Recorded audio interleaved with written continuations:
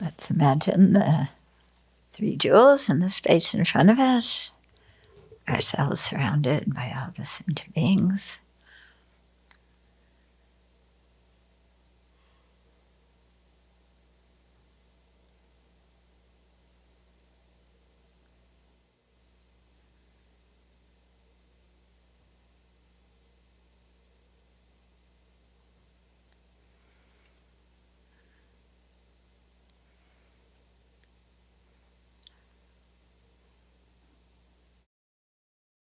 We want to listen to the teachings with a compassionate heart. But to do that, we have to have a relaxed mind that is free of turbulence and anger and upset.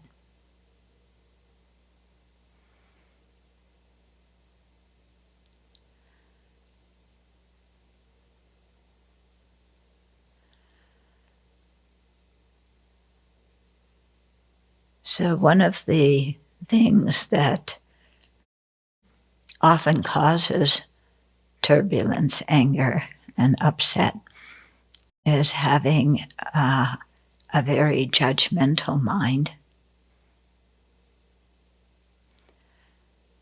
that looks at other people and likes to point out faults. Another thing that stimulates that confused, angry mind is clinging on to the self and thinking that we are the most important one, that our feelings are more important than anybody else's.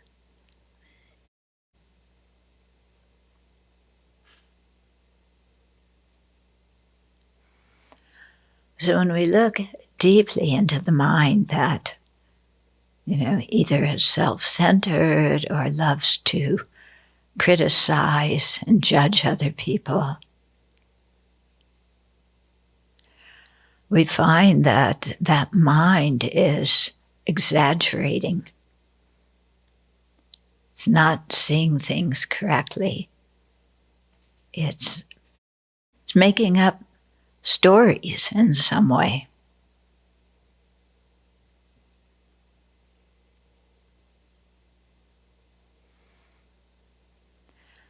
So it's very helpful in those circumstances to describe the situation to ourselves, but without using emotional words.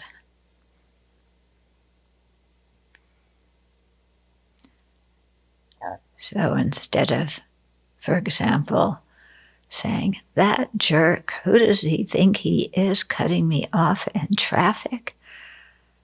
I can't stand when people do this. I've got to show him, give him a little taste of his own medicine so he doesn't cut off other people." So there's exaggeration in there. Yeah. We call somebody a name, they're a jerk. Yeah, as if that is their essence, who they really are. Actually, to describe it, the situation, you would say, I was driving along in my lane, and the car in the lane next to me came in front and merged into my lane. And I had to brake a little bit.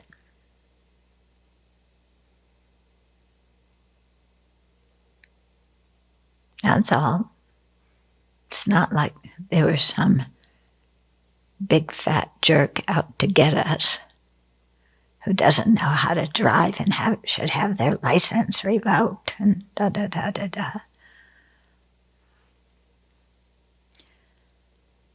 And if we look at our own driving, for example, have none of us ever accidentally cut in front of somebody?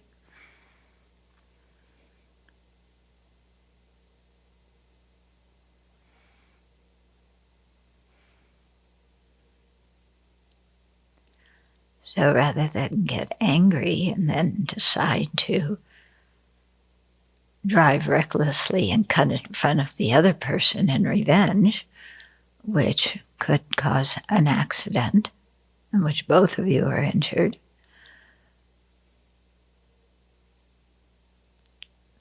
why not drop it?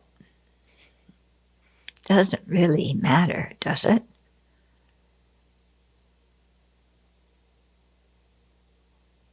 We don't have to interpret their cutting in front of us as an act of aggression that we have to defend ourselves against.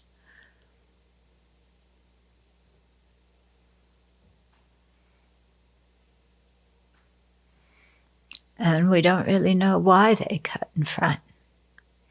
Whether they didn't see us, was an accident, or maybe there's somebody who's sick in their car and they're trying to get to the hospital.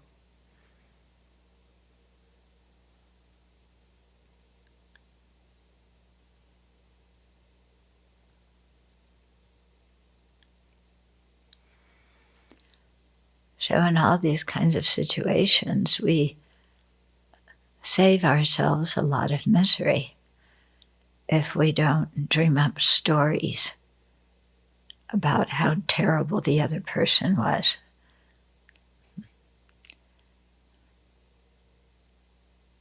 And just that thing happen, let it be. And from our side, make a strong determination not to cut other people off in traffic.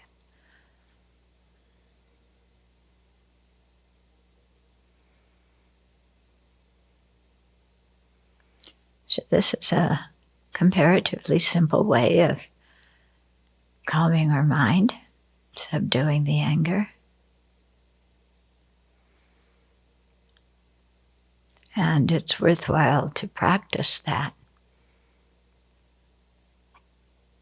so that we can save ourselves from misery and save ourselves from retaliating and creating more problems.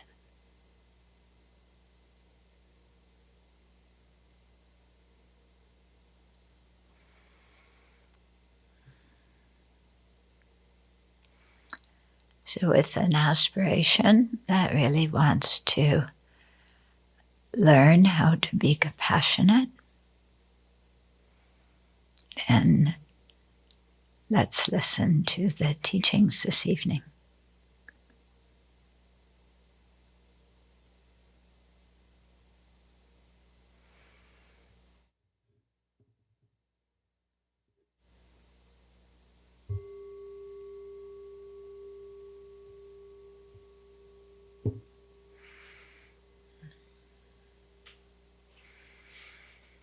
Have you ever been in a situation where two people you know and care about are quarreling with each other? And then there you are, looking this way, looking that way, caring about both of them, and seeing them both go at each other's throat. And it's painful, isn't it?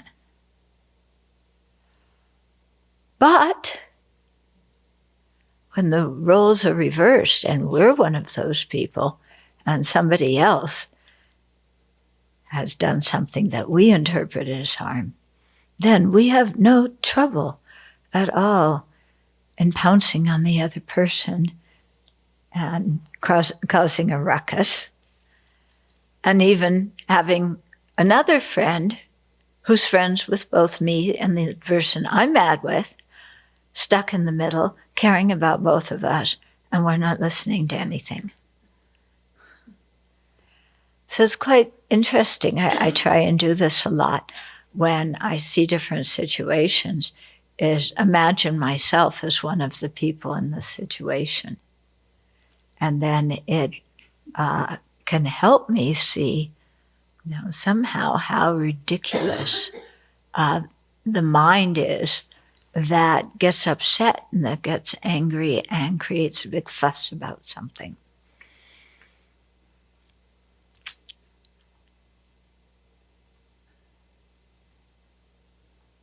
Yeah, it's so strange because we all want to live peacefully, and yet we all go about creating so many problems for ourselves and for each other. So strange, isn't it? Yeah, we work totally opposite to what our real wish is. So that is due to afflictions, and that is exactly why we want to get rid of afflictions and attain nirvana. And so that brings us to where we are in the chapter. Last time we talked about nirvana in general, and then said that there were 4 different types of nirvana: natural nirvana, nirvana with remainder, nirvana without remainder, and non-abiding nirvana. So this is we start going into these individually, the bottom of page 263. Okay, so natural nirvana is the ultimate nature of the mind, not, of the mind that is primordially pure and devoid of inherent existence. So it is the mind's emptiness of inherent existence. Okay, so our mind is afflicted by afflictions. The emptiness of the mind, the ultimate nature of the mind, is primordially pure in the sense that it is empty of inherent existence. Yeah. And the afflictions are not the nature of the mind. And they can be eliminated because the chief affliction, that's the root, ignorance, apprehends things as inherently existent, whereas they are dependent phenomena, they aren't inherently existent. And so that wrong apprehension of the ignorant mind can be counteracted by wisdom, which sees things as empty of inherent existence. And so that can overpower and eventually eliminate the ignorance. So it's actually because things are empty, especially that the mind is empty, that nirvana is possible. Yeah, if the mind existed inherently, then it would be fixed, it would be permanent, the defilements would inhere in the nature of the mind, there would be no way to get rid of them. And then practicing the path would be useless because there would be no state of liberation from all of that because the mind was inherently existent. Okay, so that's why the emptiness of the mind is called the natural nirvana. Because the mind is empty, the nirvana, that is the cessation of dukkha and the causes of dukkha, can be attained. Okay? So Chandrakirti spoke in clear words, said, since only emptiness has the character of stopping all elaborations, it is called nirvana. Okay, so we usually think of emptiness as the ultimate nature of all phenomena. Yeah, and here we're really emphasizing emptiness as the nature of the mind, and emptiness being free of all elaborations. So elaborations means all the screwy ways that we think things exist. Okay, so one elaboration is the elaboration of inherent existence. Okay, or the elaboration of subject and object. Yeah. Or the elaboration of the appearance of veiled truths. Yeah, because remember, veiled truths, they're called truths simply because they are, quote, quote, true to ignorance, but they aren't really true. Yeah, because they appear truly existent and ignorance grasps them that way, but phenomena are not truly existent. Okay. So there's these kinds of elaborations. When emptiness is perceived directly, there's none of those elaborations. Another elaboration is the conceptual mind that apprehends things through the kind of fog of a conceptual appearance. So the direct perception of emptiness is free from all those different elaborations. Yeah. Only emptiness appears to that mind.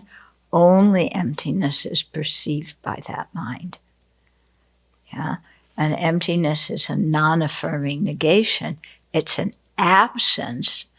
And in this case, it's an absence of something that never existed, which is inherent existence. Okay? So remember, realizing emptiness doesn't make the object that is empty. It doesn't make that object empty. It's already empty. Realizing emptiness is just seeing the ultimate nature that is already there. Yeah. That we haven't seen. Yeah. So emptiness it's right here. It's the nature of everything here. Yeah. When we hear emptiness is the ultimate truth, we think emptiness is some kind of, mystical thing far away in space or, something, I don't know. Yeah, out of sight that there's no way to apprehend. And that's not true. It's our own nature, and it's the nature of everything here. Okay. So emptiness itself is free from the elaborations of inherent existence.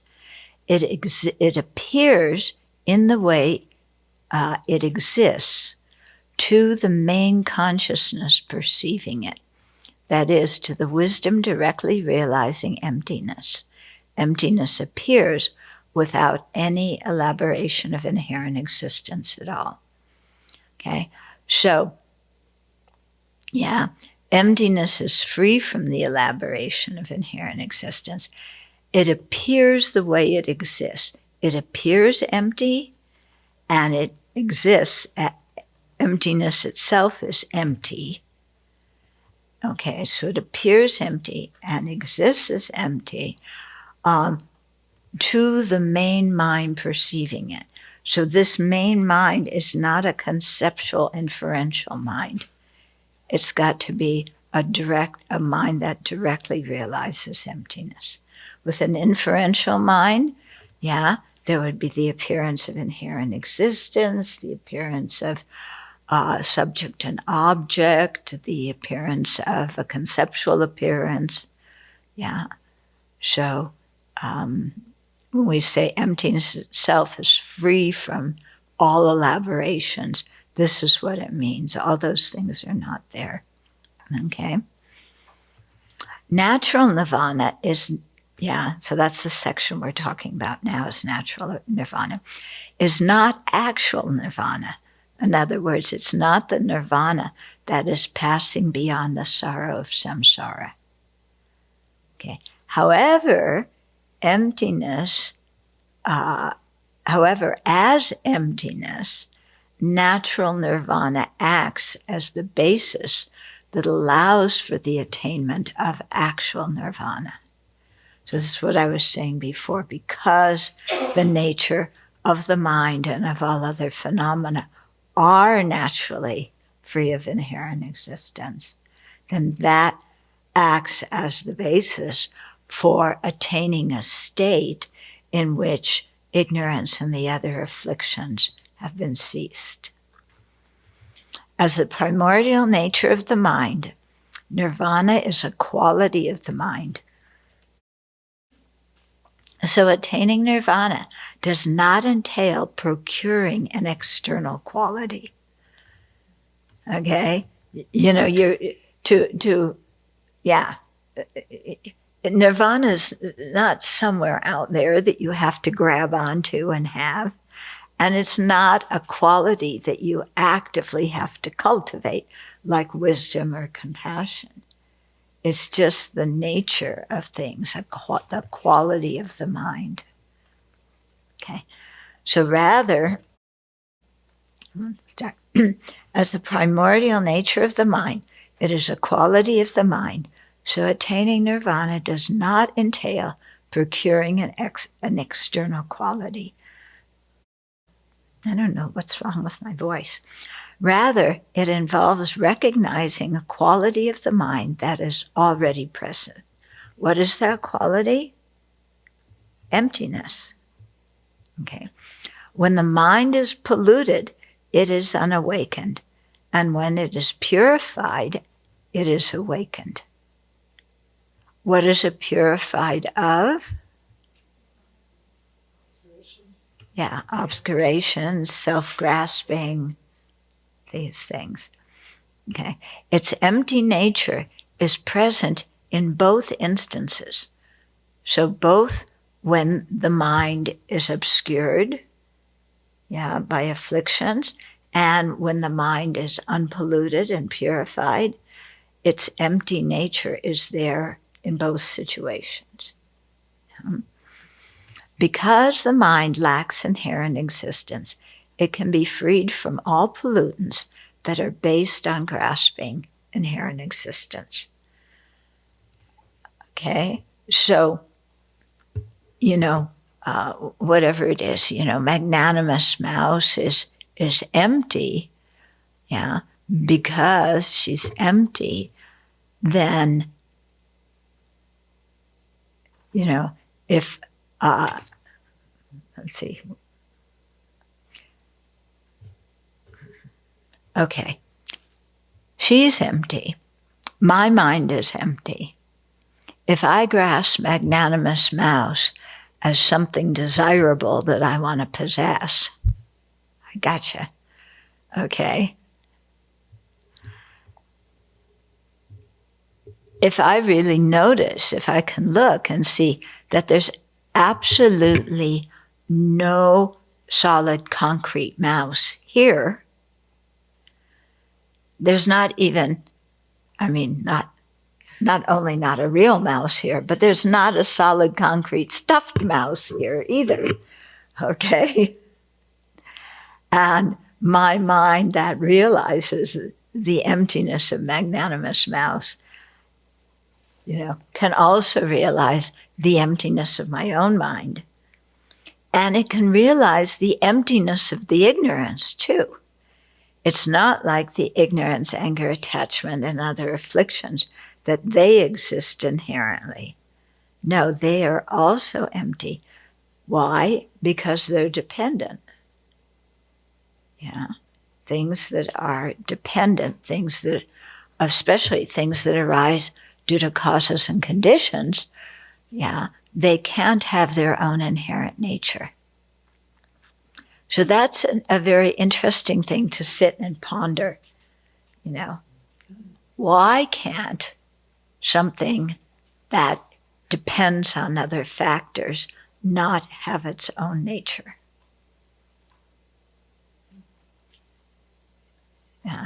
And sit there and think about, how the flower, the fake flower, we have a fake flower and a fake, well, okay. I could get into the whole thing about fake. Yeah. We have fake news. We have a fake president. Yeah. Somebody who claims to be president when they're not. We have lots of fake things. I hope you know which one is fake and which one is the actual one. Some people get the two confused. Yeah. Okay. So, because things do not have some essence of their own, that there's nothing in that makes it be what it is.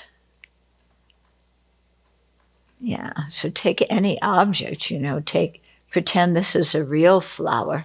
Is there anything in this that can make it a real flower? We have parts of a flower, but parts of the flower are not the flower. Yeah, if you're going to prom and your date brings you a petal, are you supposed to wear a petal on your wrist? Or maybe a leaf? Yeah. Or you have the pistils. They're the little things that stick up there, yeah? So is that what is the flower? No, none of the parts of the flower is a flower. So you put a bunch of non-flowers together in a certain arrangement and then look at them and your mind creates a flower out of non-flowers. That's pretty creative, isn't it? Yeah. When you think of it, you make a cake out of a lot of things that are not cakes. So you put all these non-cakes together, stir them up, put them in an oven, and you get a cake. That's magic. Yeah. How can you create a cake out of non-cakes? That's like pulling a rabbit out of a hat. Yeah, when you really think about it, this is pretty shocking because we tend to see everything as so concrete and self-defined, and it's not. Okay, so because the mind lacks inherent existence, it can be freed from all pollutants that are based on the grasping at inherent existence.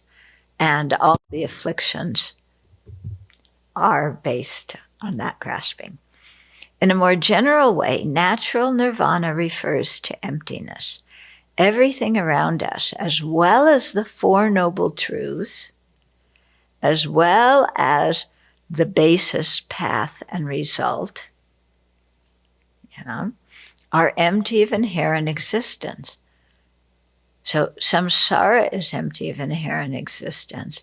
We follow and practice a path that is empty of inherent existence and attain nirvana that is also empty of inherent existence. When you think about it, that's kind of shocking, isn't it? And that none of the nature of none of those things change. It's just that we are finally realizing their ultimate nature and our mind changes. Yeah.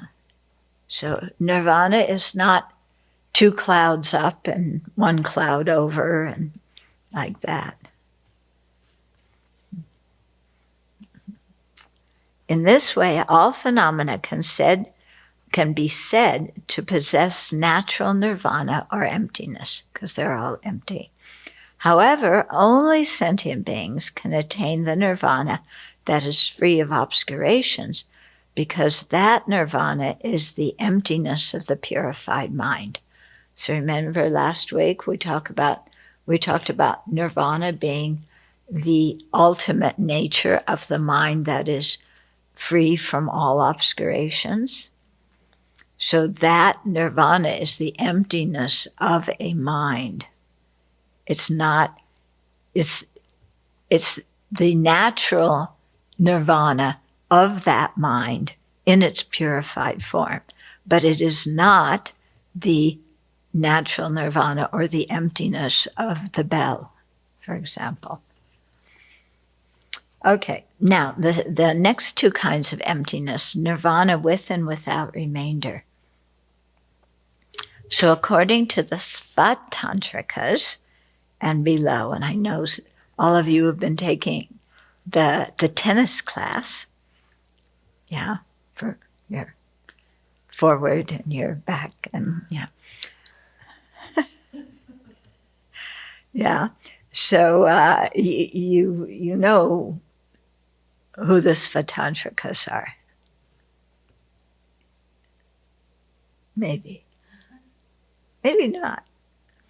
Anyway, the Svatantrikas and below, to those people, remainder in the term nirvana without remainder refers to the ordinary aggregates. Okay, so what's the remainder to those schools? Ordinary aggregates. What are the ordinary aggregates? They are the aggregates that are true dukkha. Yeah, that come into existence under the influence of afflictions and karma, especially ignorance. Okay, so Shravaka arhats, those are the here arhats. They're fundamental vehicle practitioners who aim for arhatship, and that's what they attain. They first attain nirvana without remainder because at the time they eliminate all afflictive obscurations and attain liberation, they still have their ordinary bodies. Okay? So Arhat Anthony, yeah, is Arhat Anthony, before he became an Arhat, okay? Then he's, let's say, non-returner Anthony. And he becomes an Arhat, and at that time of becoming an Arhat, according to these schools, he still has his body, which arose due to afflictions and karma, because in that life he was still born as a being with afflictions. Okay, so non-returners have afflictions. Okay, when those arhats die and they shed those bodies which they were born with in their last rebirth, and in which they inhabited when they attained nirvana. So when they die and shed those bodies, there is nirvana without remainder, because the continuity of the polluted aggregates has ceased. Okay, when they die, the body dies, the mind, the aggregates, the mental aggregates of that birth also cease, and so they are freed of the 5 polluted aggregates at that time. Yeah. The Vaibhasikas and Sautrantikas, who do not accept one final vehicle. Okay, so one final vehicle means that everyone will attain nirvana, that at the end, or eventually, ultimately, everybody will practice the Mahayana and become a Buddha. So that's called, one final vehicle. Yeah, the final vehicle being Buddha, the Mahayana path that results in Buddhahood. Yeah. The schools that don't accept that say not everybody can become a Buddha, yeah, then they assert 3 final vehicles. In other words, if you enter the Shravaka vehicle, you practice the Shravaka path, you attain Shravaka arhatship, and that's it. That's the end of the path for you. You never attain Buddhahood. The solitary realizer Aryas practice that path. When they attain solitary realizer an awakening, then, that arhatship, that's the end of the path for them. Okay, so that's how it's described in the lower vehicles. Yeah, because they don't accept one final vehicle. It's quite interesting. There's it's the Chittamadra, Chittamadra scripture proponents, that they're one of the big ones too, who say that there's three final vehicles. Okay. And so they say, well, okay, there's the Mahayana vehicle and the solitary realizer vehicle and the Shravaka vehicle. And I think they say there's an undetermined vehicle too, depending on what teacher you meet and circumstances. And then there's the people called, I can never pronounce the Sanskrit term, something like Ichantikas or something like that. So these beings, their root of virtue is cut and they can't attain nirvana or liberation, according to that school. Yeah. So when you're really depressed and you hate yourself, then you can think, oh, well, maybe I'm one of those beings. Yeah. But I don't think so. Yeah. I think if the root of your virtue was really cut, you wouldn't be here. Okay. And I don't believe that any sentient being can so completely cut their root of virtue that enlightenment, of any kind is impossible because of the natural nirvana. Yeah. Okay. So, Vaibhasikas and Sautrantikas, who do not accept one final vehicle, that is, they do not believe that all sentient beings can attain Buddhahood, assert that at the time of nirvana without remainder, when an arhat passes away, his or her continuum of consciousness ceases, although the nirvana without remainder exists. Okay, sit with that one for a while, huh? Okay.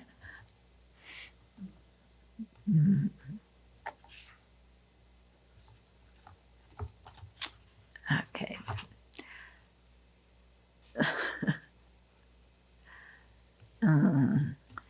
Yeah. So this is how the Tibetans view the Vaibhasikas and Sautrantikas. Okay. And then they often say, well, the people in the Theravada tradition are Vaibhasikas and Sautrantikas. So they say that when they attain arhatship, then after that the consciousness ceases.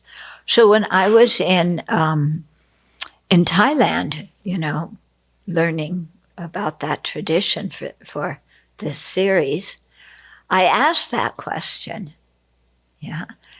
And I got a variety of answers. Some people said that actually in the Pali Suttas themselves, the Buddha does not say very much about what nirvana is beyond the fact that it is freedom from dukkha and the causes of dukkha.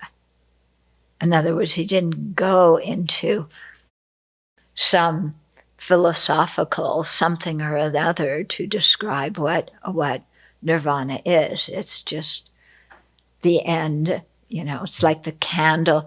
You have a burning candle. It's like the burning of ignorance.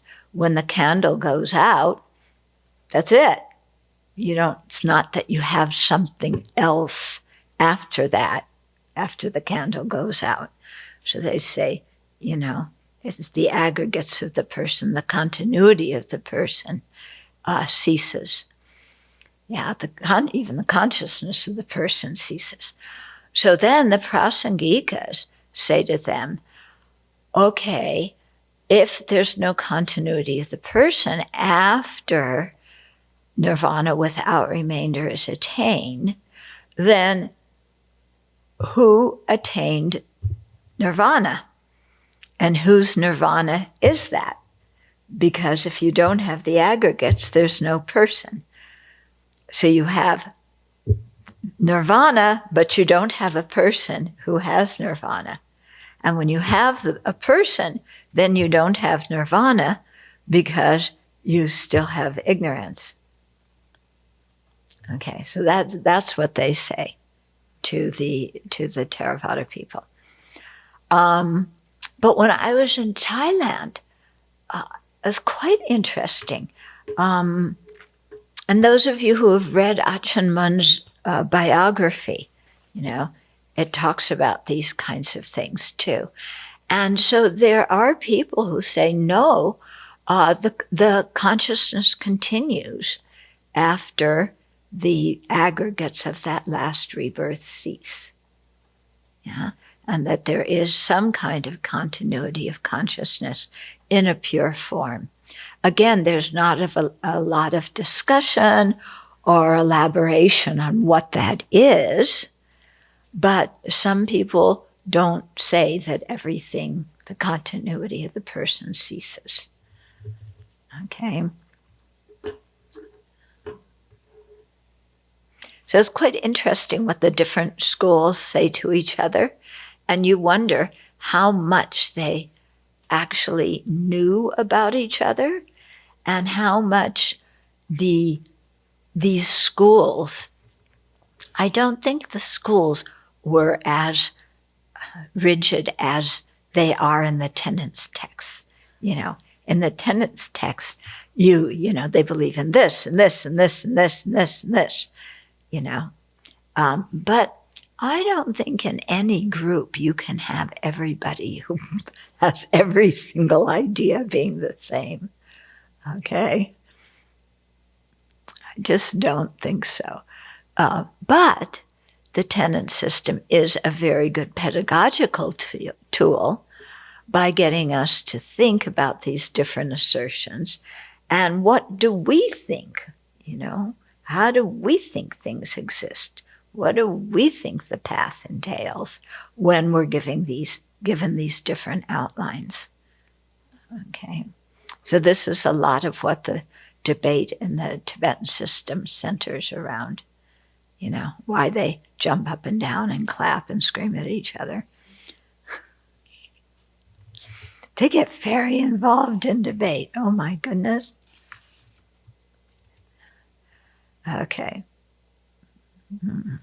Prasangikas, Svatantrikas, and Chittamadra reasoning proponents, who assert one final vehicle, that is, that all sentient beings will eventually attain Buddhahood, say that the continuum of consciousness exists even after arhats leave their polluted bodies. At this time, they are born in the Sukhavati Pure Land, where they have nirvana without the remainder, because no suffering aggregates remain, and instead they have a mental body. Well, these arhats still have the 5 aggregates. They are not polluted aggregates because they were not taken under the control of afflictions and polluted karma. So for these arhats born in Sukhavati, we usually think of Sukhavati, Amitabha's Pure Land, as a place for Mahayana practitioners. But actually, it's said that the fundamental vehicle arhats are born there. When I told that to one geshe, he said, "What? No, that can't be." And I said, I heard Ganden Tripa say that in teachings, but yeah, it was interesting. Yeah, it's rather shocking. When you have what you learned about Sukhavati is that, all you do is say Amitofo a bunch of times and you're born there, then it's really shocking when you learn not only are arhats born there, but you have to do more than say Amitofo to get born there yourself. Okay. So those arhats still have the continuity of consciousness. Okay, they have left their polluted bodies, which were the human bodies. Yeah, they're born in Sukhavati, Pure Land, where they have the Nirvana without remainder. Yeah, they've eliminated the first two truths, dukkha and the cause of dukkha. Okay, they don't have polluted aggregates because they weren't born there under the force of ignorance and karma. Okay, so they're out of samsara. Yeah, they've attained liberation. But in Amitabha's Pure Land, as the story goes, I have no personal experience of this, there are 9 kinds of lotuses, 9 degrees of lotuses. And when you're born there, you are born inside of a lotus. Yeah? If you are a very excellent practitioner and have some realizations, your lotus opens very quickly, which is good because then you can, start practicing and have teachings from Amitabha directly and Chenrezig directly and Nagarjuna directly. So their lotuses open really quickly. The arhats, even though they're liberated, their lotuses open very slowly because they have a strong tendency to stay in meditation on emptiness. It's so blissful meditating in that state of nirvana, that it's hard to come out when it's so peaceful and so blissful and nothing's bugging you. Yeah. So, so they are habituated to that. So it's actually quite difficult for them to come out of that meditative equipoise. And then when they do, they have to start all over on the bodhisattva path of accumulation. So they've gone through the 5 paths of the fundamental vehicle, and attained the path of no more learning of that vehicle. Now they have to go back to the first path, the first bodhisattva path of accumulation, and they have to spend a lot of time creating merit. They already have the wisdom realizing emptiness, which is one of the big realizations you have to gain on whatever set of 5 paths you're practicing. But they don't have the merit.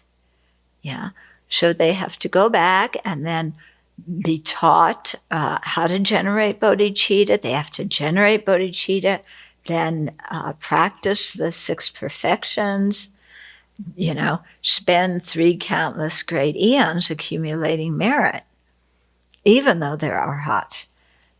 So that because of that, it takes somebody who has entered the arhat path, a path to arhatship first, it takes them much longer to attain full awakening than it does for somebody who enters the Mahayana path at the get-go.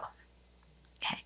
So this is why our teachers really emphasize to us, generate bodhicitta, even though it's, contrived bodhicitta, even though it's artificial. You're putting that into your mind and developing admiration for it and developing a habit with that.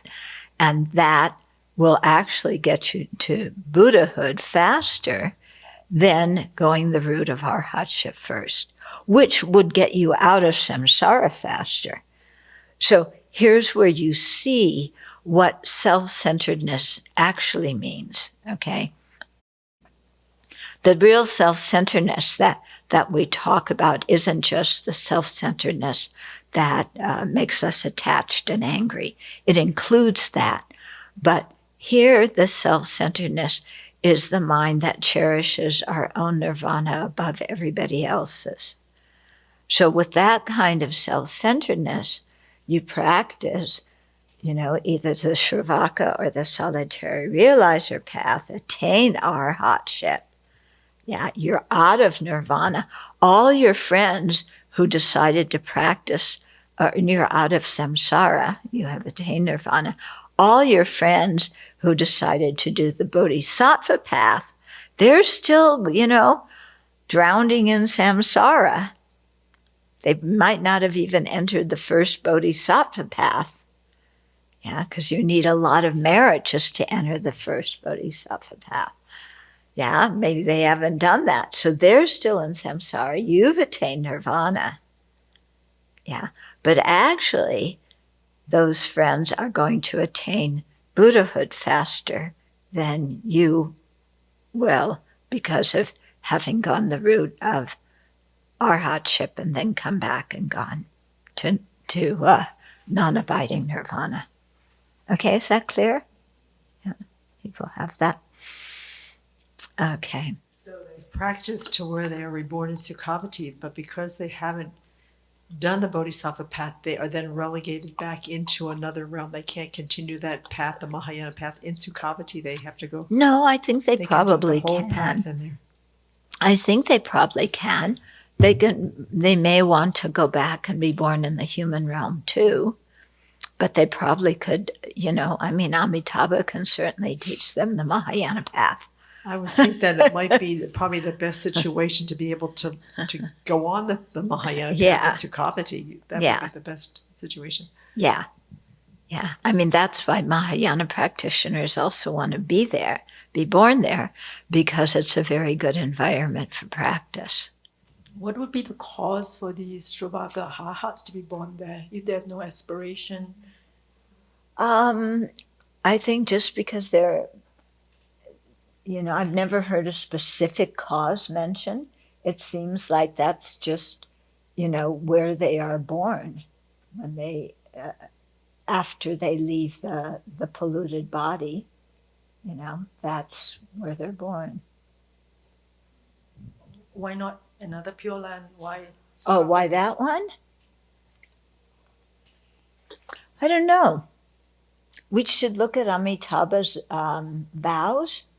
There might very well be one specifically for Shravakas and solitary realizers, welcoming them to be born there. This world. No. If we look at Amitabha's, he made all these vows. Yeah. And one of them may be, I can't remember, maybe you can look it up, saying, may all the people who attain fundamental vehicle arhatship, may they be born in my land and may they attain full enlightenment there. Yeah, I wouldn't be surprised.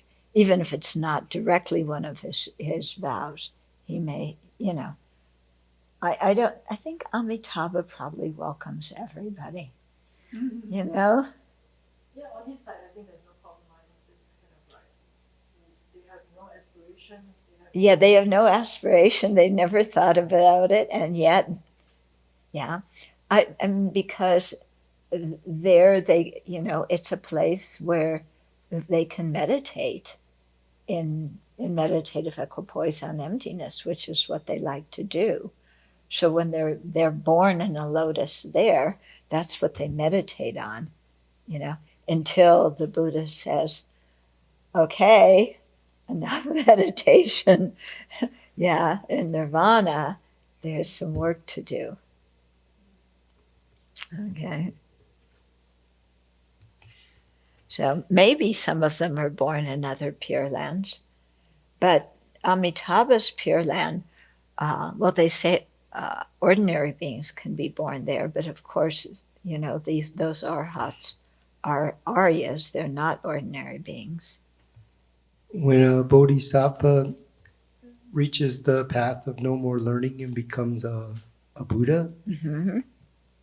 and they still have the body that they were born in, is that still with remainder, or Oh, no? no, Because no. by then they have not been born under the. Yeah, yeah. Already at the path of seeing, many of them take a mental body, and by the eighth ground, they've have eliminated all the afflictive obscurations.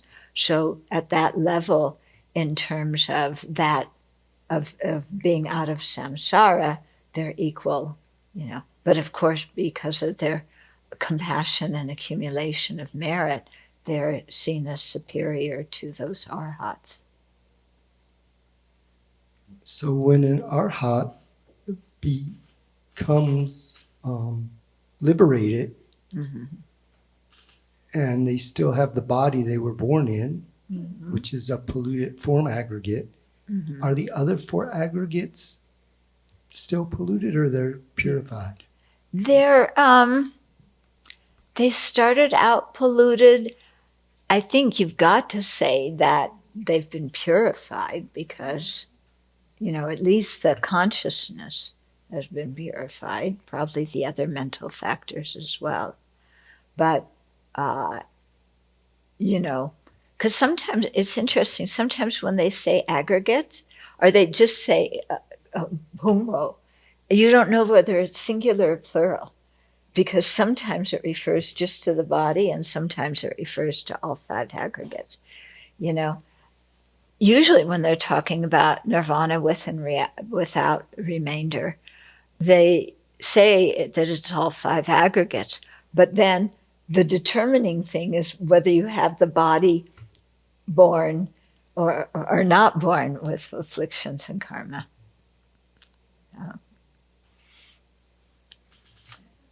Okay. Yeah? From Amitabha's 48 vows, number 14 kind of maybe hints at why the Shravakas might be born there. Arhats says, if I should attain Buddhahood, yet the number of Shravakas in my land could be counted, even if their number is known only after all the sentient beings of a 3,000-fold world systems would become Pratyeka Buddhas and count together for hundreds of thousands of kalpas, may I not attain perfect enlightenment? Yeah, so he wants the Shravakas there. yeah. May I ask another question? Yeah. Is natural nirvana the same as the naturally abiding Buddha nature? Pretty much so, yeah. Okay. And when it says that the Vaibhasikas and Sautrantikas say that the nirvana without remainder exists after the continuity of consciousness ceases, Mm-hmm. you only have an emptiness when you have a base of a conventional truth. Yeah. Do they address that? Not that I know of. First of all, those schools don't talk about the emptiness of inherent existence. They don't assert a selflessness of phenomena. So, yeah, Tracy? If I understand, it sounds a little bit like the arhats are striving for nirvana, but a sharp faculty student is also striving for awareness, understanding, realization of emptiness. What similarities are there? There are differences. Oh, okay.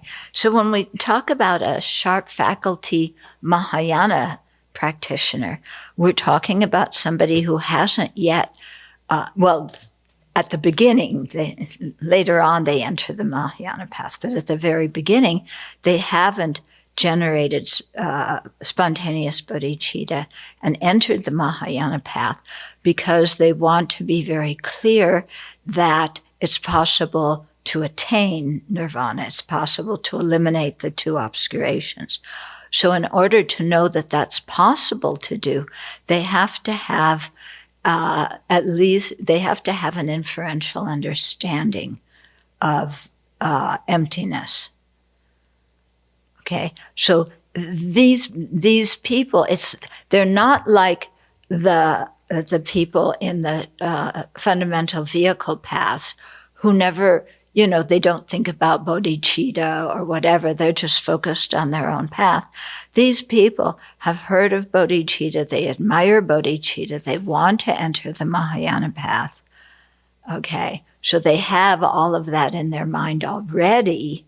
and then so that they feel very confident in entering that path, then they want to make sure that it's possible to attain awakening. Okay. So again, you can see here why our teachers emphasize to us again and again, bodhicitta, bodhicitta, keep generating it, keep thinking about it. Yes, it's artificial, it's contrived, keep doing it, because, and here you also see the power of planting seeds in the mind. The power of habituation and familiarization. Because if we think about bodhicitta again and again and again, then, we're going to go in that direction.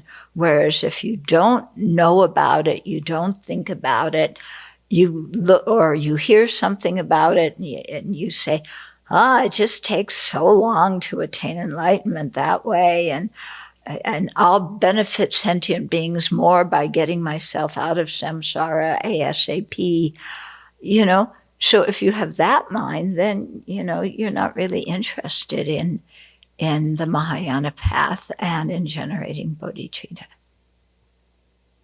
Okay? So our teachers are always, putting things in our mind, and then we have to follow up and put those same things in our own mind. Yeah. Mm-hmm.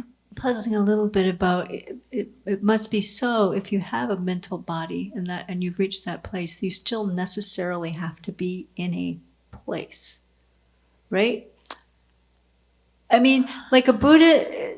It's a funny thought. I think there are 3 clouds up. Turn left at the green cloud. Right. Go to the stop sign. But to then say that they have to be born in a Pure Land is pretty... We are thinking of ordinary birth in and a Pure Land being like this place. It's not. We're even thinking of a lotus. What? Even thinking of them having to be in a lotus so they can keep meditating. Yeah, it's like, I'm going to suffocate in this lotus, Yeah, give me an oxygen tank. Yeah, get me out of this lotus. Who locked me here anyway? I'm going to take them to court. Yeah, I'm going to elbow my way out of this lotus, What? Who locked me in here, Yeah, who said lotuses were soft and nice? This one's like hard and, Yeah. What you're bumping into is your ordinary way of thinking. Yes.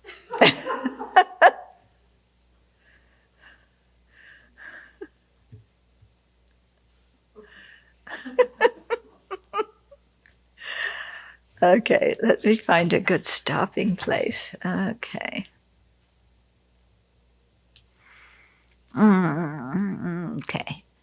Okay, so here we're with what the Prasangikas, Svatantarikas, and Chittamatra reasoning proponents, who assert one final vehicle that all sentient beings will eventually attain Buddhahood. They say that the continuum of consciousness exists even after arhats leave their polluted bodies.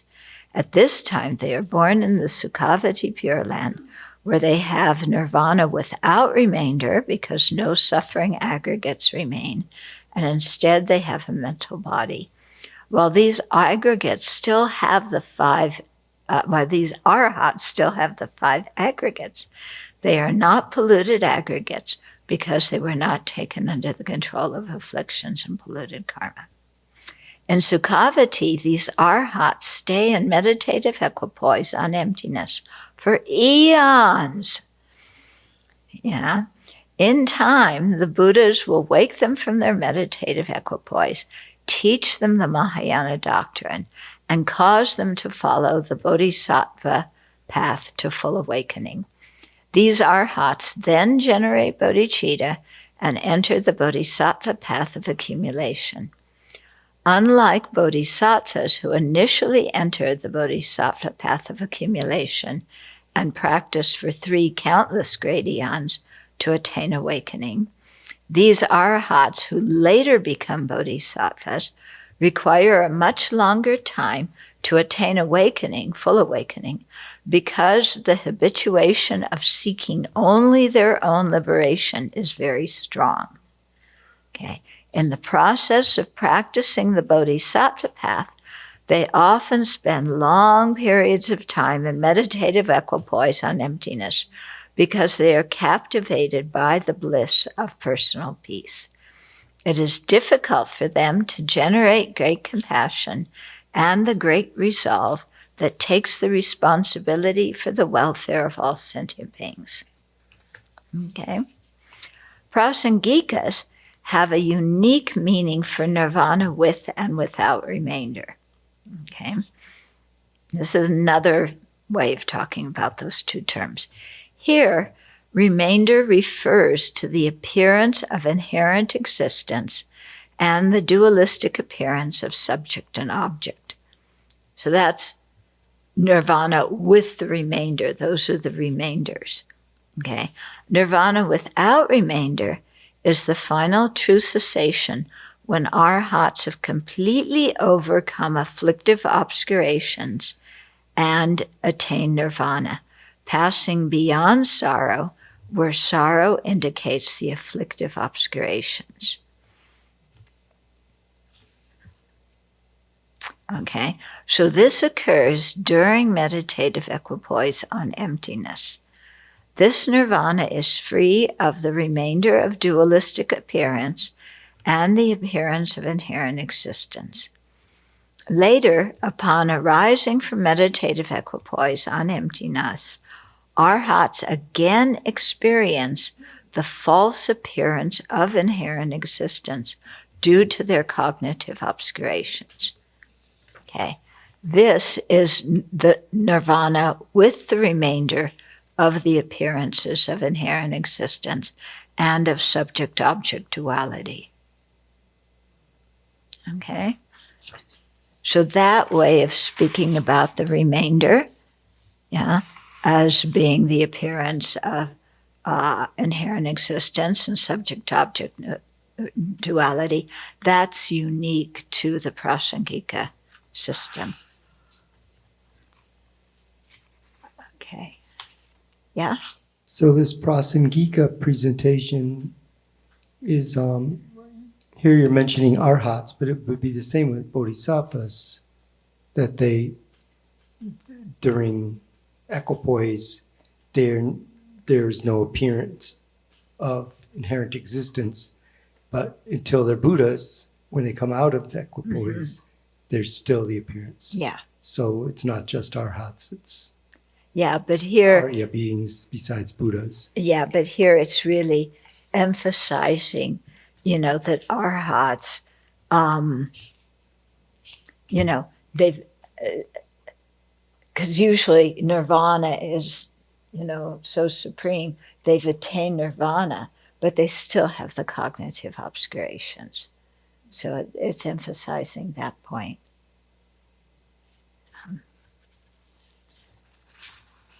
Yeah, and so then we'll get into non-abiding nirvana next time, and that's talking about nirvana that is free from not only samsara, but from the personal peace of arhatship. Okay. Yeah? This sentence is very interesting, where it says the Buddhas will wake them from their meditative equipoise, teach them Mahayana doctrine, and cause them to follow the Bodhisattva's path to full awakening. So from the side of the arhats, all of that removal of afflictive obscurations must be making them receptive to this enlightening influence, right? Because otherwise the Buddhas they can't cause us to do anything. They have the natural nirvana. They have the Buddha nature. Yeah. Okay. So because they have that, then, the Buddhas can, get off your tush and go towards awakening. But we have that too, but No, we're still. Yeah, but when they cause them to do it, meaning, if you had teachings day in and day out from a Buddha teaching you bodhicitta and the 6 perfections, yeah, you're going to have to be really quite stubborn to put up a fight against all of that and say, no, I don't want to become a Buddha. No, they're being, when a Buddha teaches you, you listen. Yeah, but that was my point I was making. They've removed the afflictive obstacle. They've done a lot of work. Yeah. So they're more receptive, right? Yeah. But they have this strong habit of enjoying meditative equipoise, whereas people who start the bodhisattva path from the beginning have the strong habit of generating aspiration and regard for bodhicitta. That works in their advantage. Yeah. So I find it quite interesting, just observing things as you meet many different people, and you meet people who, I've met people who maybe their first Dharma course was at Kopan, and they, at Kopan, you're going to hear about bodhicitta. And they, went there and did the course, and that was their first introduction to Dharma. And then they became a Theravada practitioner. Yeah. And then I have other friends who from the beginning were Theravada practitioners. They met His Holiness and came to one of His Holiness's teachings, and they take bodhisattva vows. And I even have a Theravada friend who practices Tantra, has taken empowerment. So it's interesting to see these different things. I know somebody else, who started out a Mahayana practitioner, then did a retreat to get Jine. I don't know how far they got on the thing. And then ordained as a Theravada monastic.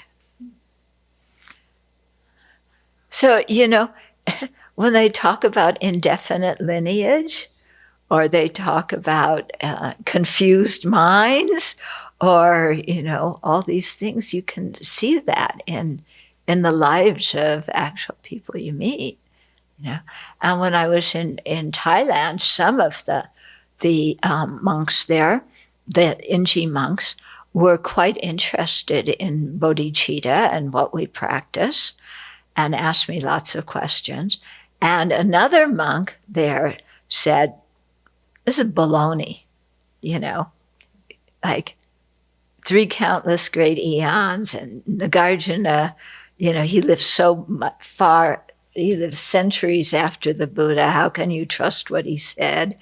And, this is just all fairy tale stuff. So it's, when they talk about sentient beings having different interests and dispositions, when we offer the mandala at the beginning of teachings, we request for the rain of Dharma to fall according to the interest and disposition of the different sentient beings. And, when you start meeting people, you see, boy, there's a whole lot of difference. Yeah, and variety in what people are and the different path they follow, and, it's quite interesting. Yeah. Mm-hmm. It does seem to prove the point that since countless eons, beginning of this time, we've done everything, but that karma and predispositions aren't linear. So one life, you're not going to just be on this, have this kind of thinking. There's going to be a whole bunch of a mixed bag because of the familiarity on lots of different levels through lots of different lifetimes. Yeah. So nothing's black and white. Yeah. As far as karma goes. Yeah. And that's reason why, if we really want to follow the Mahayana path, we should make sure that we imprint that very strongly in our own mind. You know? And so that's why we generate bodhicitta in the morning and the evening. And retake the bodhisattva vow then. Okay, let's dedicate. This is